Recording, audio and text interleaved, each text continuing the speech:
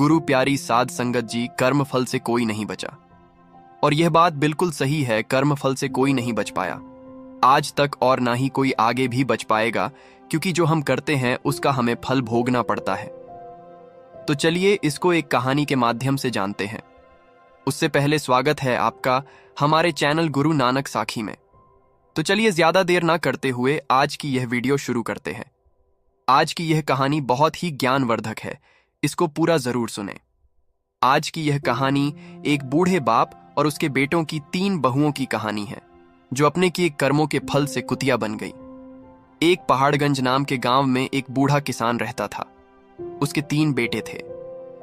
जब वह तीनों जवान हुए, उसने नजदीक के शहर में तीनों की शादी कर दी। बूढ़ा किसान बहुत आस्तिक था और हर दिन पूजा पाठ में लगा रहता था। वह सुबह उठकर हर रोज गंगा में स्नान करने जाता और गंगा की पूजा करता था। कार्तिक महीने में वह विशेष रूप से स्नान और पूजा करता था। इस दौरान वह माखन मिश्री, दही मिश्री और तुलसी के पत्तों का भोग भगवान चढ़ाता था और प्रसाद सभी में बांटता था। गांव के लोग उसकी पूजा पाठ से उसकी बहुत इज्जत करते थे। बूढ़े किसान का यह नियम था कि वह कार्तिक महीने के हर दिन गंगा स्नान करे और पूजा करें। कार्तिक पूर्णिमा के दिन वह विशेष रूप से गंगा स्नान के लिए जाता और भोग बनाकर भगवान को चढ़ाता। लेकिन के बेटों की 3 बहुओं को यह सब बिल्कुल पसंद नहीं आया। वे अक्सर उसकी आस्था का मजाक उड़ाती और प्रसाद खाने से मना कर देती। वे कहती, इसमें तुलसी के पत्ते हैं, हम ये नहीं खा सकते, ये सब दिखावा है। यह सुनकर बूढ़ा किसान बहुत दुखी होता, लेकिन वह चुपचाप अपनी पूजा करता रहता। किसान की पत्नी का कुछ समय पहले ही स्वर्गवास हो चुका था, इसलिए वह अब अकेला था। उसके बेटे भी अपनी पत्नियों के कहने में आकर उससे दूर हो गए थे। अब वह सिर्फ अपने पूजा पाठ में ही मन लगाता और पड़ोसियों में प्रसाद बांटता।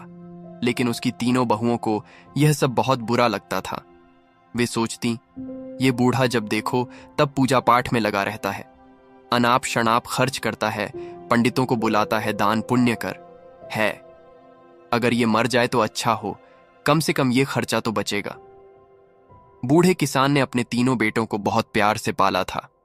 उसने और उसकी पत्नी ने मिलकर उनकी परवरिश की थी। लेकिन अब जब उसे अपने बेटों की सबसे ज्यादा जरूरत थी, तब वे उससे मुंह मोड़ चुके थे। बूढ़ा किसान दिन रात भगवान से प्रार्थना करता और अपने बच्चों के लिए आंसू बहा था। वह सोचता है, भगवान, मैंने तो कभी किसी का बुरा नहीं चाहा, फिर मेरे साथ ऐसा क्यों हो रहा है। एक दिन बूढ़ा किसान अपने भगवान की मूर्ति के सामने बैठा प्रार्थना कर रहा था। उसकी आंखों में आंसू थे